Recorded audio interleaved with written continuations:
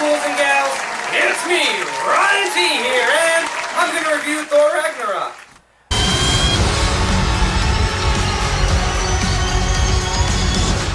Alright guys, I'm just going to get right into it, and like every brand new movie that I do, you guys already know, I'm going to try to make this short and sweet and to the point, and I'm going to try to make it as spoiler-free as possible.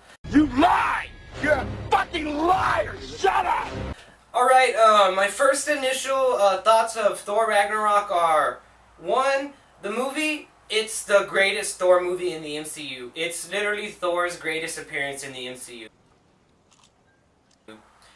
With that being said, it's not the greatest Marvel movie in the MCU. You are an old man and a fool! It still suffers from a kind of a weak villain, although Helen, I want to say her name, Kate Blanchett. Kate Blanchett provides a really good performance as Hela, and it's just they don't give her a lot to do. She's kind of the run-of-the-mill, same kind of villain. Like, she's basically shows up on the scene pretty abruptly. I mean, she pops up in one scene and you're like, damn, like, that quick? You came that fast? That's what she said. Michael. So it's pretty weird. And, like I was saying, they don't give her a lot to do. She does the very basic villain stuff. She comes to Asgard, she wants to conquer it, she wants to kill Thor, she wants revenge, she wants people to know who she is. Very basic run-of-the-mill stuff. So in that department, Marvel again falls flat. They still suffer from weak villain syndrome. Another negative thing in the movie is they had this cameo with Doctor Strange, and it's, I guess, supposed to be funny. I mean, I'm not bashing it by any aspect or any stretch of the imagination. It's just very unneeded. The Doctor Strange cameo, very unneeded. You could have literally cut that whole part of the movie out, and it would have still been perfectly fine. You wouldn't have not even noticed. Another thing that kind of felt that was anticlimactic was the Thor and Hulk fight.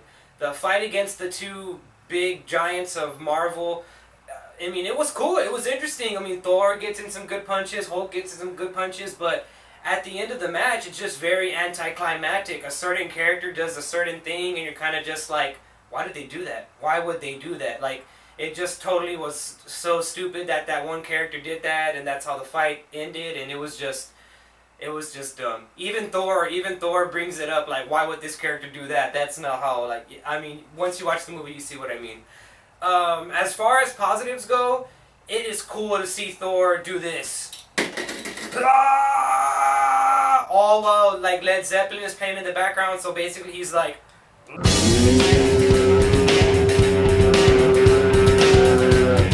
and, like, thunder and shit's coming out of him, and he just looks amazing. He just looks amazing. That part is so cool. The beginning of the film, it starts off with this cool scene where he's fighting against a villain, and it's cool. It's just cool. It's cool seeing Thor beat up people in slow motion to Led Zeppelin. That's awesome. As far as the humor in this film goes, I mean, it's a funny movie. There's some funny moments in this movie. I laughed a lot in this movie, and I know they were trying to go for a different sort of feel. Thematic-wise, I feel like I know they were trying to go for a different theme in this movie, and I don't want to say that they failed because this movie is funny, but that same humor is also its downfall. That same humor is used in certain scenes where you're supposed to feel like real emotion, and that humor kind of like stabs that emotion and just kills it. And they do that all just for one cheesy one-liner, which, I mean, I guess if that's your cup of tea, I mean, that's cool, but for me, it sometimes took me out of the movie.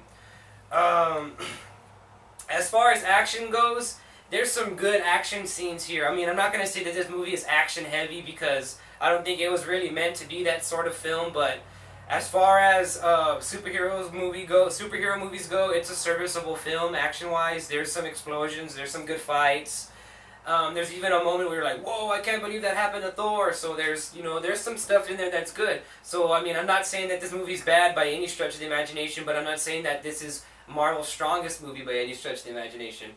I feel like I'm right down the middle with this movie. I always had a love-hate relationship with the Thor movies. But this movie, I have to say that I really liked it. I enjoyed it. I mean, again, it's not a great movie. It's a good film. It's a solid film. And for that, I gotta give it an 8.5.